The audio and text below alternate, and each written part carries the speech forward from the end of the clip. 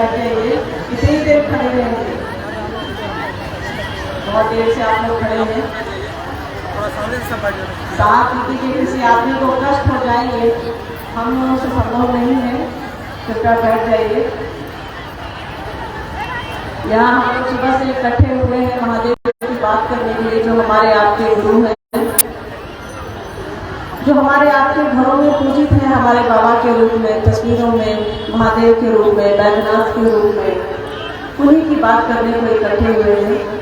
उनकी बात तो हम लोग करते हैं, पर उनको गुरु बनाने की बात करने को इकट्ठे हुए हैं। साहब ने, दीदी ने ये बताया कि शिव गुरु हैं, आपके भी हो सकते हैं, पूरे जगत के हो सकते हैं, पूरी सृष्टि के हो सकते हैं, तो उनको अपना गुरु बनाने की बात करनी है, अपना उसको अपना समझने की बात करनी है। साहब ने 3 सूत्र दिया, ये हमको और आपको मालूम है। 3 सूत्र क्या है? एक सबसे अच्छी बात है कि आज घोषणाएं बहुत है, कई लोगों ने शिव को अपना गुरु बनाया, इससे अच्छा काम नहीं है धरती पर। आप शिव के शिष्य हो रहे हैं, उस जगत गुरु के शिष्य हो रहे हैं जो धरती का गुरु है, जो सबसे बड़ा गुरु है, जो सबसे बड़ा शिक्षक है। तो इससे अच्छा काम आपके जीवन में कुछ भी नहीं हुआ होगा। समझिए, आज से आपने एक नए युग में, एक नए जीवन में प्रवेश किया है। इसके लिए जिन्होंने भी शिव को अपना गुरु बनाया है, उसको हम सभी की ओर से बधाई है। आप निश्चित रूप से बधाई के साथ हैं। आप शिव के बने रहे, साहब दीदी के बने रहे, बस हम लोग यही चाहते हैं, हम लोग की कोशिश है कि हम लोग भी साहब दीदी के बने रहे और शिव के बने रहे, जो हमको और आपको रास्ता दिखला रहा है कि तुम धरती पर गए तो हो, तुमको मैंने भेजा तो है, पर तुमको वापस आना है, मेरे पास ही आना है। ये तुम्हारी एक यात्रा है। ऐसे समझिए इसको, जैसे हम सभी अभी यहाँ आए हैं, यहाँ लौट करके अपने घर को जाना है, वैसे ही ये जगत भी हमारे आपके लिए बाजार की तरह है, जगह की तरह है, एक मेला की तरह है कि आए तो हैं पर घर लौटना है। तो हमारा आपका घर कहाँ है, ये ध्यान देने की जरूरत है। उस शिव ने हमको और आपको भेजा है, अपने ही रूप में भेजा है, तो वापस उसी शिव में जाना है ना। तो आने और जाने की यात्रा में जो आपको रास्ता दिखलाएगा वो गुरु है, वो शिव है। और साहब ने कहा है, आओ चले शिव की ओर। शिव जन जन के गुरु हैं, हमारे गुरु हैं, आपके गुरु हो सकते हैं। साहब स्वयं हैं आपको रास्ता दिखलाने के लिए। महादेव तो गुराधिपति हैं, गुरुओं के गुरु हैं, वो तो स्वयं बैठे हैं। उनकी इच्छा है, साहब ने लिखा है कि उनकी इच्छा है कि वो हमारे आपके गुरु हो, क्योंकि उनकी इच्छा के बिना कुछ भी संभव नहीं है इस धरती पर। उन्होंने चाहा है कि वो आपके गुरु बने, तो उनकी इच्छा, वो परमात्मा है, ये याद रखिएगा। हम आप उनकी इच्छा का सम्मान करें या न करें, ये पूरी धरती उनकी है। आप नहीं करेंगे, हम नहीं करेंगे, कोई और करेगा। तो इससे अच्छा है कि अपने भाग्य को हम लोग और अच्छा बनाएं, अपने भाग्य को हम आप अपना सौभाग्य बनाएं, उस शिव को अपना समझ करके, उस गुरु को अपना समझ करके। और इसके लिए साहब ने 3 तरीका बताया है, 3 विधि बताई है, जिससे हम आप उस रास्ते पर चल सकते हैं। ऐसे तो उसकी दया के बिना कुछ भी नहीं हो सकता, एक पत्ता भी नहीं हिल सकता, हमारी आपकी सांस भी नहीं चल सकती, जिसके भरोसे हम आप इतनी फुटानी करते हैं, इतना हम आप ढूंढते हैं कि हमने ये किया, हमने वो किया, पर ये जिसकी दी हुई सांसें हैं हम लोग उसको भूल जाते हैं। तो कोशिश करिए उसको अपना समझने की। साहब ने 3 सूत्र दिया है। पहला सूत्र है कि हे शिव, आप मेरे गुरु हैं, मैं आपका शिष्य हूँ। संबंध बनाना है, आप मेरा है, मैं आपका हूँ। जैसे संबंध बन जाएगा, जैसे उसको आप अपना समझने लगेंगे, तो सारा काम खत्म हो जाएगा। ये इसी का खेला, सारा खेला अपनापन का है। हम आप अभी जब यहाँ बैठे हैं ना, जितने लोग बैठे हैं, सबने अपनी अपनी चप्पल को पकड़ कर रखा होगा कि ये गुम न हो जाए। वो छोटा सा उदाहरण है, चप्पल है, मोबाइल है, चीजें हैं, रुमाल छूट जाता है, फोन कर देते कि भैया आपके देखिए ना दलान में मेरा रुमाल गिर गया है, कहीं रख लीजिएगा, बताइए। तो एक छोटी सी चीज है हमारी आपकी, जो कहीं रह जाती है तो हम लोगों को ध्यान चला जाता है। क्यों ध्यान चला जाता है? क्योंकि उसको अपना समझते हैं हम लोग कि मेरे देखिए ना चर्चा में गए थे, मेरी चप्पल टूट गई, चर्चा भुला गए, वो चप्पल ध्यान में है। तो आपको जिस चीज से प्रेम रहेगा, जिसको आप अपना समझेंगे, वो आपके जहन में रहेगा, आपके ध्यान में रहेगा। तो शिव को अपना समझिए, कोई इसमें कुछ भी खर्च नहीं होना है, सारा खेल अपनेपन का है, सारी विधियां जो है प्रेम की हैं, प्यार की हैं, अपनापन की हैं। जैसे आप अपना समझेंगे तो उसकी बड़ाई भी कर लेंगे। जो हमारा आपका दूसरा सूत्र है जो साहब ने दिया है कि आप शिव शिष्य बनिए और दूसरों को प्रेरित करिए कि वो शिव के शिष्य बने। दूसरों को बताइए कि शिव मेरे गुरु हैं, आपके गुरु हो सकते हैं। तो जो चीज हमको और आपको पसंद आती है, हम लोग बड़ाई करते हैं कि नहीं करते? करते ही है। तो वैसे ही उस गुरु की बड़ाई करनी है कि सरकार सब कुछ आप ही का है, सब कुछ आप देते हैं, तो आप हमको ज्ञान भी दीजिए, जीने का तरीका भी सिखाइए। जीने का तरीका ये नहीं है कि हम आप जाति में बटे हों, धर्म में बटे हों, संप्रदाय में बटे हों, अमीर में बटे हों, गरीब में बटे हों। जीने का तरीका ये है जो आज हम आप यहाँ बैठे हैं हजारों की संख्या में, जो साहब ने सिखलाया है, दीदी ने सिखलाया है। शिव की शिष्यता आई तो हमको और आपको जीने का तरीका आ गया। आदमी को आदमी समझने का, इंसान को समझने का तरीका हमको और आप आ गया। तो जैसे हम आप उनको अपना समझेंगे तो उनकी प्रशंसा भी कर लेंगे। जो दूसरा सूत्र है, बचा तीसरा सूत्र नमः शिवाय से प्रणाम करने का। तो जिसको अपना समझिएगा उसको याद करिएगा ही। तो वो गुरु है, उसको याद करने का एक तरीका साहब ने बताया है, जो शास्त्र कहते हैं आपको आप माला पर 108 बार नमः शिवाय करिए या उंगलियों पर करिए, और श्वास की तो अनायास विधि है, जितनी बार आपसे संभव हो सके करिए। तो सिंपल है ये, इससे आसान कुछ भी नहीं हो सकता है। इस साहब ने अपनी पुस्तक में लिखा है कि इससे आसान तो कुछ भी नहीं है। समझिए वो बच्चे जो खाते हैं ना हवा मिठाई, वो लाल रुई मिठाई, रुई की साहब ने लिखा है अध्यात्म रुई के मिठाई की तरह है। ये तभी अध्यात्म रुई के मिठाई की तरह होगा जब हमको और आपको गुरु रहेंगे एक दिशा देने के लिए, एक रास्ता बताने के लिए, साहब और दीदी रहेंगे एक रास्ता बताने के लिए। इस रास्ते पर चलिए, गुरु आपके वहाँ है, मंजिल आपके शिव है। तो जैसा साहब कहते हैं, जैसा दीदी माँ कहती हैं, वैसा करने की कोशिश कीजिए। और इसमें दो राय नहीं है कि हम आप वैसा कर रहे हैं तभी आज हम आप यहाँ बैठे हैं। अपना काम छोड़ करके, अपनी चीज़ों को छोड़ करके, अपने व्यस्त समय से समय निकाल करके, इसमें कहीं से कोई शक नहीं है कि हम आप साहब दीदी की दिशा में नहीं चल रहे हैं, शिव की दिशा में नहीं चल रहे हैं। हम आप चल रहे हैं, बस दूसरों को प्रेरित करना है, ईमानदारी से प्रेरित करना है कि भैया शिव मेरे गुरु हैं, अपना भी गुरु बना लो। इससे फायदे ही फायदे हैं। दुनिया है, परेशानियां लगी रह सकती हैं, पर शिव के शिष्य परेशानियों में भी बुलंद रहते हैं। साहब कहते हैं ना, फिक्र नॉट मिजाज। जैसे शिव को हम आप गुरु बनाते हैं, हमारा आपका मन एक पल के लिए भी, एक क्षण के लिए भी उसको अपना समझ लेता है, तो समस्याएं तो आती जाती रहती हैं, पर हम आप वैसे ही रहते हैं, यथावत रहते हैं, शिव की दिशा में चलते रहते हैं, जगत में चलते रहते हैं, जगत में काम भी करते हैं और शिव का भी काम करते हैं, अपने गुरु का भी काम करते हैं। ऐसी कोशिश करते रहिए कि महादेव का काम करते रहिए। इससे अच्छा काम कुछ नहीं हो सकता, इससे अच्छा सौभाग्य नहीं हो सकता हमारा आपका कि हम लोग शिव के शिष्य बने और दूसरों को प्रेरित करें। साहब ने कहा है शिव शिष्य बनो और शिव शिष्य बनाओ। तो कोशिश करिए कि शिव शिष्य बने रहें और दूसरों को प्रेरित करते रहें कि हे शिव आप मेरे गुरु हैं।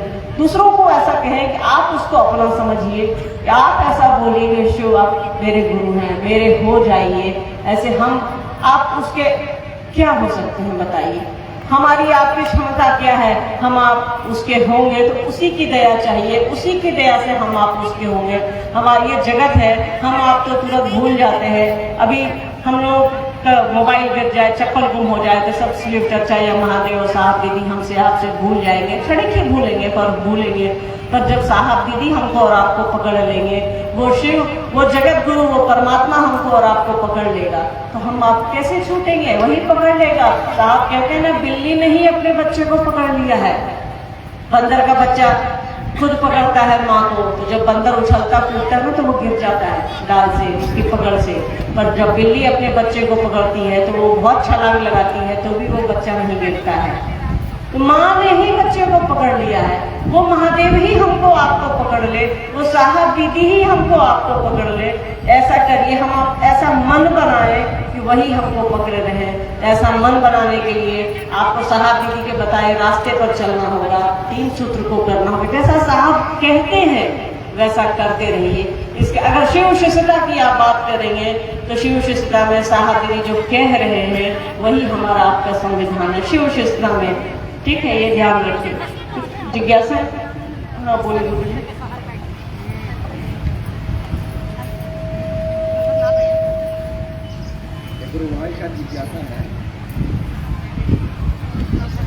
हम नमः शिवाय से प्रणाम 108 बार करते हैं तो ओम का प्रयोग काहे नहीं करते? जिनका भी प्रश्न है वो इस बात को समझे कि प्राचीन काल से ही सुनने में तो आया है, शास्त्र कहते हैं, हम आप भी सुने हैं, शिव का मंत्र पंचाक्षर है, ओम नमः शिवाय। 5 अक्षर बनते हैं क्या? जिन्होंने भी सवाल किया है वो खुद अपने मन में गिनती कर ले, उंगलियों पर गिनती कर ले, ओम नमः शिवाय 6 अक्षर का हो जाता है। शिव का मंत्र पंचाक्षर है, षडाक्षर नहीं है, मतलब 6 अक्षरों का नहीं है। ये शास्त्र कहते हैं, ये हमने नहीं कहा है, ये किसी और ने नहीं कहा है, ये हमारे आपके शास्त्र हैं जो हमारे आपके घरों में पूजित हैं। लाल कपड़े में लपेट कर हम आप उसको रखते हैं, इससे पवित्र कुछ नहीं है। तो वो शास्त्र कहते हैं कि शिव का मंत्र पंचाक्षर है, तो हम आप उसको 6 अक्षर का क्यों समझे? रही बात ओम नमः शिवाय की, ओम एक डब्बा है, उसमें नमः शिवाय रखा हुआ है। अंगूठी खरीदते हैं, चूड़ी खरीद कर लाते हैं, कपड़ा खरीद कर लाते हैं तो दुकान वाले भैया डब्बा में डाल करके देते हैं। डब्बा समेत पहन लेते हैं क्या? नहीं पहनते हैं। कपड़ा निकाल करके पन्नी से पहनते हैं, मालूम है उसमें जो टैग लगा रहता है उसको हटा करके पहनते हैं। साथे पहन लीजिए, क्योंकि उसको पहनने का तरीका है, किसी काम को करने का एक तरीका निर्धारित होता है, ठीक है।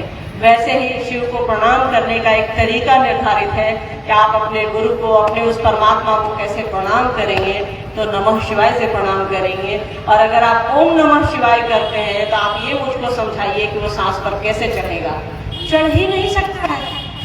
नमः शिवाय ही दुनिया का एक ऐसा मंत्र है जो सांस पर चढ़ सकता है। तो आप उसको नमः शिवाय करिए। और सबसे बड़ी बात, अगर महादेव की शिष्यता की बात करनी है, एक शिव शिष्य की बात करनी है, गुरु की बात करनी है, साहब दीदी की बात करनी है, साहब ने कह दिया है कि नमः शिवाय से शिव को प्रणाम करना है, तो यहीं पर कॉमा फुल स्टॉप सब खत्म हो जाता है। साहब ने जो कह दिया है वही होगा। साहब कहते हैं शिव शिष्यता में 3 सूत्र सीढ़ी है, छत नहीं, तो छत क्या है?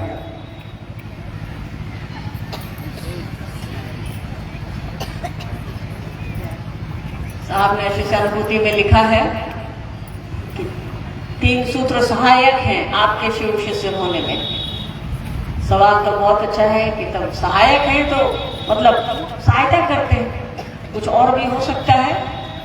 तो भगवान शिव की शिष्यता में ऐसे तो ये बोलने का अधिकार नहीं है। वो छत जो है वो साहब दीदी है, ये ध्यान रखिएगा। शिव शिष्यता में 3 सीढ़ियां हैं आपके पास, सहायक सूत्र है, 3 सूत्र है हमारे पास। आप उससे चढ़ तो जाइएगा, एक स्थान पर तो आ जाइएगा, पर जो जिस स्थान पर आपको खड़े होना है वो गीली जमीन नहीं, वो सूखी जमीन होनी चाहिए, वो कंक्रीट की छत होनी चाहिए। जैसे ये इस स्टेज पर हम लोग बैठे हैं ना, ये हिल रहा है, कभी भी भुचक जाएंगे। अभी 3-4 भैया वहां भुचके। तो शिव शिष्यता में अगर हमको और आपको अपना पैर सही ढंग से खड़ा रखना है तो साहब दीदी वो सूखी जमीन है, वो कीचड़ वाली जमीन नहीं है जिसपे हमारा आपका पैर फिसलेगा। तो साहब दीदी को पकड़े रहिए, महादेव को पकड़े रहिए। छत साहब दीदी है, जाना तो ऊपर है, ये याद रखिएगा, छते पर नहीं खेलना है। साहब कहते हैं कि आपको दूर जाना है, आपको शिव के पास जाना है, तो उस राजमार्ग पर चलिए। हम आप साहब दीदी की उंगली पकड़े पकड़े शिव के पास चलेंगे। मंजिल स्वयं भगवान है हमारे, भगवान शिव है हमारे। तो वो छत जो है वो साहब दीदी है, और इतनी मजबूत छत है कि हम आप करोड़ों लोग, अरबों लोग उस पर खड़े होकर अपना पैर भी लगाएंगे ना, तो छत हिलने वाली नहीं है, पर ये हिल रहा है। ऐसी जमीन पे खड़े होइए, शिव शिष्यता की ऐसी जमीन पर खड़े होइए जो हिले नहीं, जो मजबूत रहे, वो साहब दीदी है।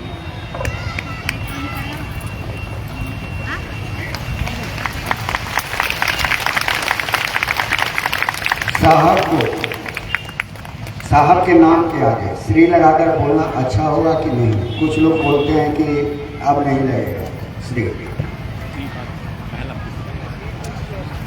चलिए क्या लगाना चाहते हैं आप ये बताइए।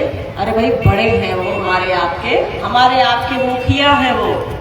मुखिया से वो समझ मत लीजिएगा, गांव पंचायत के मुखिया, ठीक है। मुखिया मतलब घर का जो प्रधान होता है। तो हमारा प्रधान कौन है? शिव है। हमारा प्रधान कौन है? साहब है, दीदी है। घर का मुखिया कोई एक निर्णय लेता है तो हम आप मान, घर में जो सबसे बड़ा होता है हम आप उसकी बात मानते हैं कि नहीं मानते? कि भाई आज सब लोग कहा कि देखो भाई आज फलना जगह चर्चा में चलना है, तो सब लोग निर्णय ले लिए, घर में बेटी को जितना लोग है सब चलेगा उस चर्चा में। अब जब बोल दिए बाबा नाना तो क्या बात मानेगा, क्या बात काटेगा, ये बताइए। तो वैसे ही साहब हमारे घर के मुखिया हैं, बड़े हैं, वरेण्य हैं। श्री लगाना हमको और आपको चाहिए कि उनके नाम में श्री लगाएं।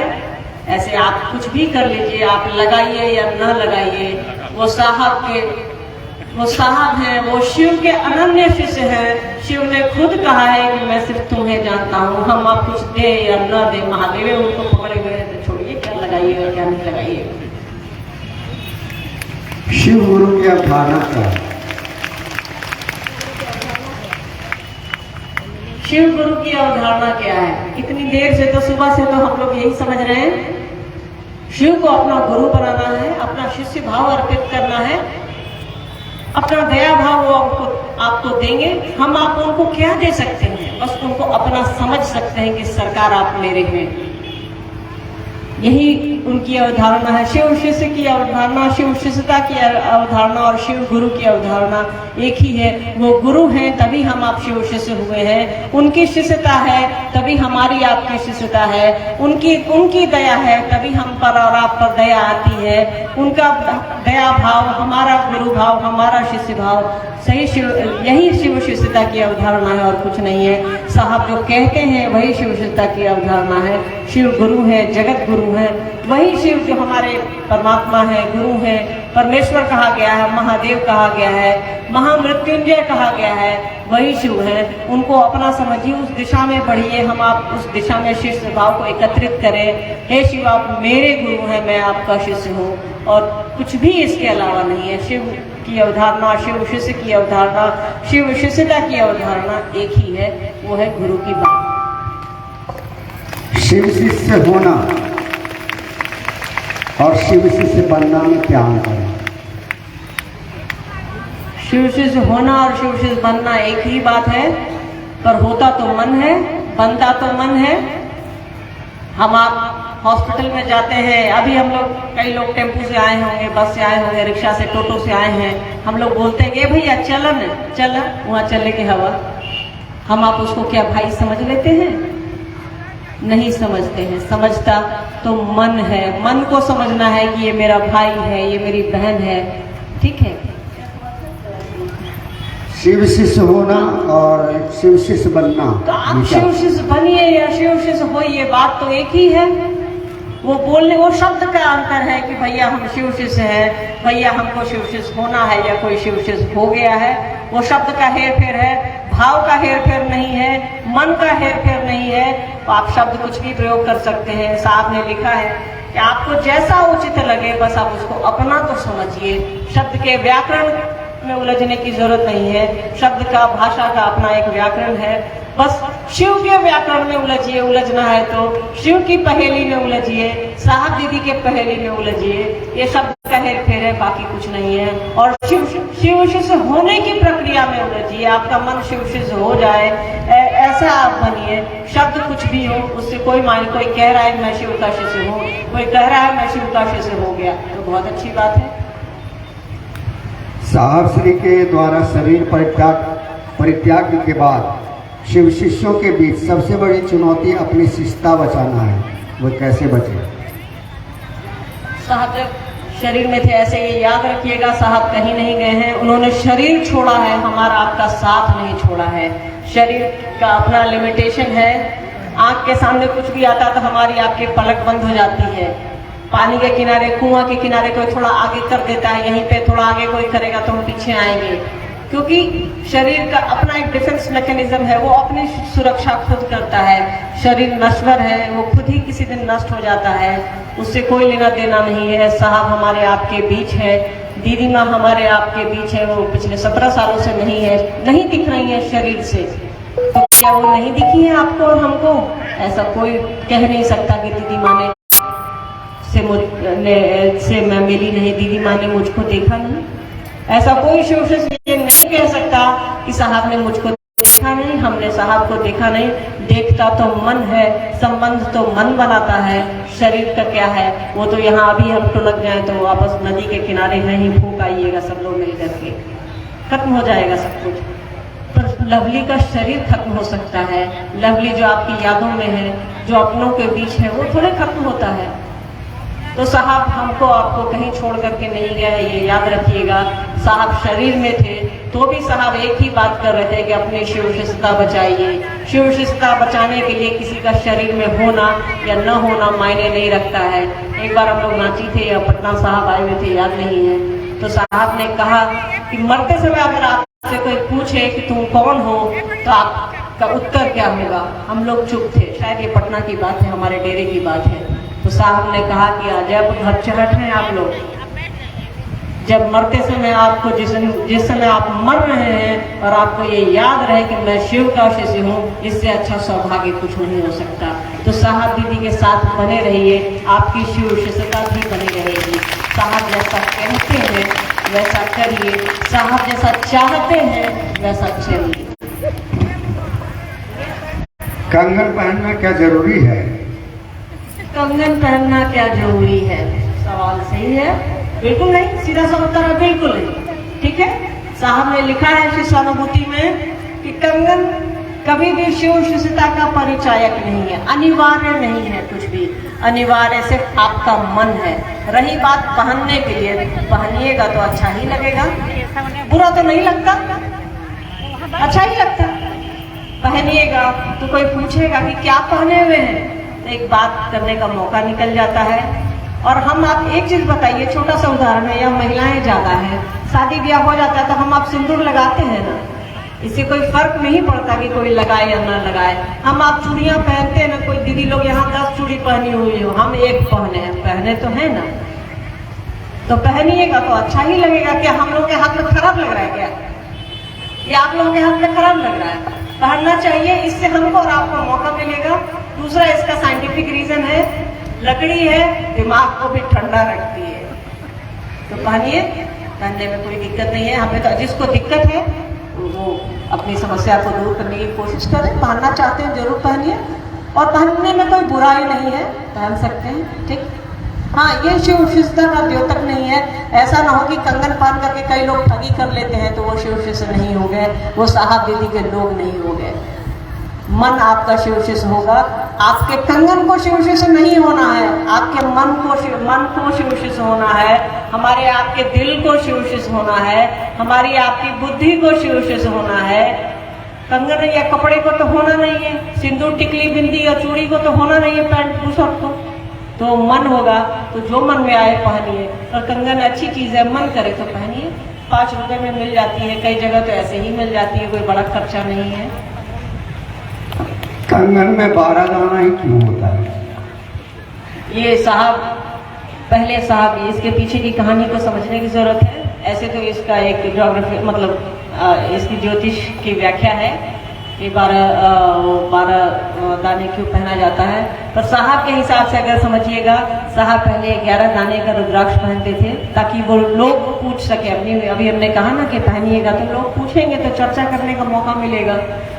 तो साहब को महादेव ने कहा कि 12 दाने करो, उसको 12 करो, मतलब वो 11 पहनते थे तो उन्होंने कहा कि उसको 12 करो। और साहब बताते हैं अपनी अनुभूति, वो महादेव जो साहब का महादेव है, अपने हाथ के रुद्राक्ष को, मतलब एक वो देखे होंगे आप लोग महादेव की तस्वीरों में, महादेव के हाथ में भी है ये, तो उसमें से वो एक अपना वो तोड़ते हैं, एक दाना साहब को दे देते हैं, तो वो 12 दाने का कंगन हम आप पहनते हैं। ऐसे इसकी ज्योतिषीय व्याख्या है कि दिशाओं के हिसाब से 4 दिशाएं हैं, सूर्य है, नक्षत्र है, इस हिसाब से इसको 12 का गुना किया गया है, इसलिए 12 दाने का पहनते हैं। साहब के हिसाब से चलिए, साहब कहते हैं कि 12 दाने का पहनना है। ठीक, दीदी जी आपसे आग्रह है कि आप दाहिने हाथ में कंगन क्यों पहनते हैं? क्या इसके पीछे कोई साहब का राज है? साहब दीदी का तो कोई राज ही नहीं है। अगर राज रहता तो आज हम आप इतने रहते यहाँ। यही तो साहब दीदी की महानता है कि जो उन्होंने शिव से पाया हमको और आपको बराबर से बांट दिया। जाओ ले लो। अब आप पर और हम पर निर्भर करता है कि हम लोग कटोरा लेके पहुंचे, कि टैंकर लेके पहुंचे, कि हल्ला लेके पहुंचे, कि कड़ाही लेके पहुंचे। रही बात बाएं और दाहिने पहनने की, ये तो हमारी मान्यताएं हैं। लोग कहता है कि महिलाओं का बायां हाथ शुद्ध होता है। काहे भाई हमारा दाहिना काहे नहीं शुद्ध हो सकता है? हम आप उसी शिव के बनाए हुए हैं जिन्होंने पुरुषों को बनाया है। हम आप उसी शिव के बनाए हुए हैं जिन्होंने पेड़ पौधा बनाया है। तो पूरा शरीर का अंग ही उसका बनाया हुआ है। तो शुद्धता और अशुद्धता ऐसे ही खत्म हो जाती है। ये हमारा मन, साहब ने कहा नहीं कि आप बाएं में पहनिए कि दाएं में पहनिए। साहब ने कहा पहनो, अच्छी चीज है, पहन लिया। अब आप बाएं में पहनिए कि दाएं में पहनिए, ये आपकी मर्जी है। घड़ी कोई बाएं में पहनता है, हम दाहिने में पहनेंगे। इस पर तो सवाल नहीं किया आप लोगों ने, करना चाहिए था।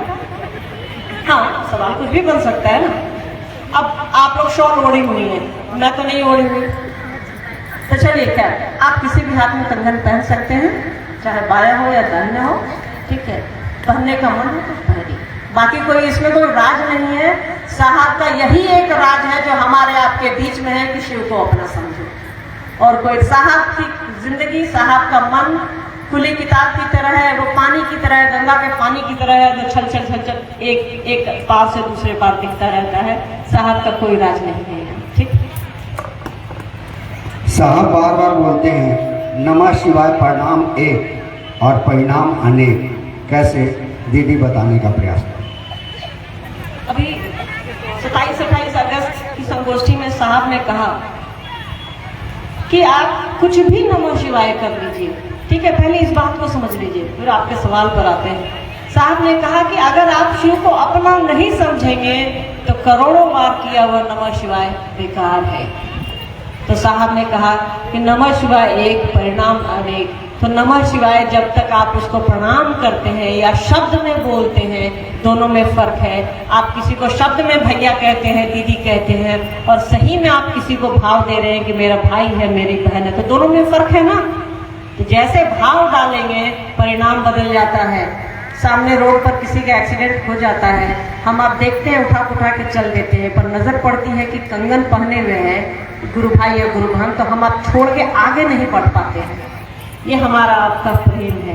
तो नमः शिवाय में जब तक आप भाव नहीं देंगे, मनन नहीं, वो जब तक आपके मन में नहीं स्थिर होगा, मन में नहीं जाएगा, शिव को प्रणाम भाव प्रणाम नहीं हुआ, तब तक वो शब्द है। और जिस दिन आपका भाव प्रणाम हो जाएगा, एक नमः शिवाय अनेक परिणाम। साहब ने कहा है कि उससे आप एक नमः शिवाय आप करेंगे, उससे अनेकों लाखों परिणाम आपको मिल सकते हैं। शर्त यही है कि आप जिसको प्रणाम कर रहे हैं उसको अपना समझिए, ठीक। दीदी हम सब जो घोषणा करते हैं उस घोषणा को करने का सही तरीका क्या है? देखिए, पहले से चला आ रहा है कि हम सब जब आप घोषणा करते हैं तो जागा से उस शिव को नहीं जगाते, अपने आप को जगाते हैं। शिव की उस अंतरिक्ष दुनिया को हम लोग एक सूचना देते हैं तरंगों के माध्यम, क्योंकि शब्द कभी मरते नहीं है, तरंगे कभी मरती नहीं है। तो उन तरंगों के माध्यम से हम सूचना देते हैं शिव के उस अंतरिक्ष साम्राज्य को। रही बात तरीके की, तो आप जिस तरीके से भी करें, सूचना है जैसे करें। और इधर 2016 से जब से फटाफट शुरू हुआ था, अब तो बंद हो गया है लगभग, तब साहब ने कहा था कि अब आपको घोषणा करने की आवश्यकता नहीं है, किसी को 3 सूत्र के बारे में समझाइए और पहला सूत्र उससे बुलवा दीजिए, तो वही हो गया। क्योंकि इतना समय अब किसी के पास नहीं है। समय के हिसाब से हम आप सभी बदलते हैं, चीज़ें बदलती हैं। तो साहब ने कहा कि घोषणा की आवश्यकता नहीं है, आप उसको समझा दीजिए गुरु के बारे में, शिव के बारे में, 3 सूत्र के बारे में, और पहला सूत्र को उससे बुलवा लीजिए। यही है।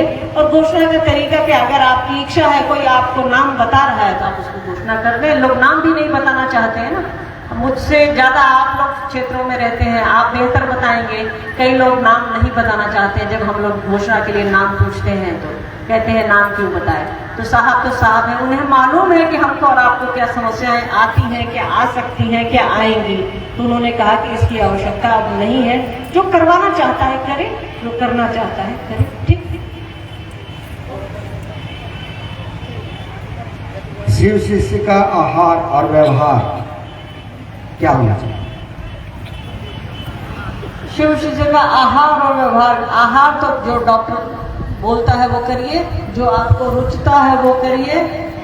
शिव ने कोई बंधन नहीं दिया आपको और हमको, बस एक ही बंधन है, वो प्रेम का। तो जैसा आपका मन करे वैसा खाइए, वैसा पहनिए। हाँ, किसी को अगर चीनी की बीमारी है तो चीनी ना खा ले, किसी को डॉक्टर ने मना किया है तो वो उस काम को ना करे। और व्यवहार तो हम आप एक दूसरे के सामने बैठे हैं, अपनों को अपना समझना, परायों को अपना समझना, यही तो शिव शिष्यता है। जो हमारा आपका कोई नहीं है, हम आप एक दूसरे के क्या हैं, यहाँ बैठे हैं कि नहीं, आप हम लोगों की बात सुन रही है कि नहीं, जो यहाँ भैया भाई लोग हैं वो लोग सुन रहे हैं कि नहीं, यही तो व्यवहार है अपना अपना। शिव शिष्यता जब भी आएगी धरती पे, जब भी आई है तो हमारा आपका व्यवहार बदला है, व्यवहार बदलेगा। और साहब दीदी आए ही हमको और आपको शिव शिष्य बनाने, शिव शिष्य बनाएंगे और लोगों का व्यवहार होगा उस शिव के जैसा होगा जो चाहता है कि धरती के लोग उसको अपना गुरु बनाए। साहब कहते हैं कि शिव के शिष्य शिव जैसे होंगे तो ऐसा व्यवहार बनाइए। उसकी दुनिया में देखिए बाघ, बैल, मोर, बकरी सब बैठा है, तो हम आप ऐसा व्यवहार बनाएं कि सबको ले करके चले, पूरी सृष्टि को ले करके चले, उस शिव की ओर ले करके चले जहां हमको और आपको जाना है।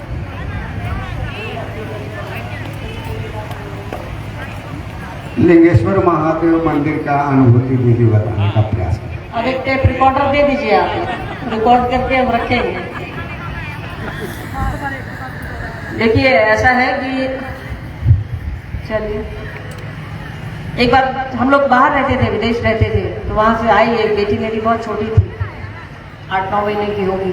तो साहब ने कहा कि पूरी चलिए, पूरी उड़ीसा में है, आप लोगों ने सुना होगा, समुद्र का किनारा है। तो हमने कहा कि जी चला जाए, चलेंगे। तो हमने कहा कि जी वहाँ लिंगराज मंदिर है, वो भी देख लिया जाए, बहुत पुराना मंदिर, 1200-1300 साल पुराना मंदिर है, 1200-1300 साल पुराना मंदिर है।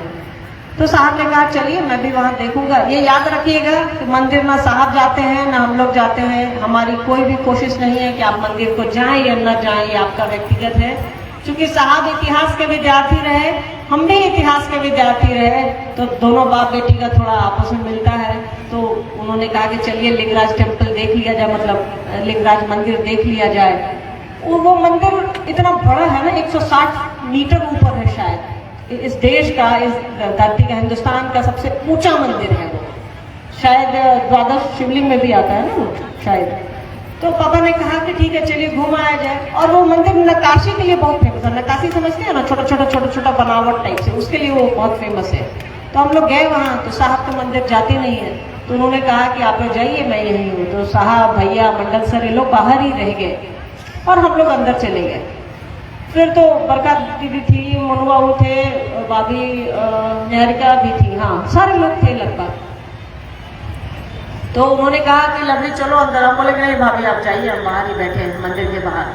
तो मंदिर इस शेप में रहता है ना हम लोग का, मंदिर का शेप तो समझ रही है ना, मंदिर की बनावट आप लोग, ऐसे ही बहुत ऊंचा मंदिर है। तो वहीं ठीक उसके सामने टूटा फूटा ईंटा रखा हुआ था, वहीं पर मैं बैठ गई और ऊपर देखने लगी। और देख करके मन ही मन चल रहा था कि यही है लिंगराज टेम्पल।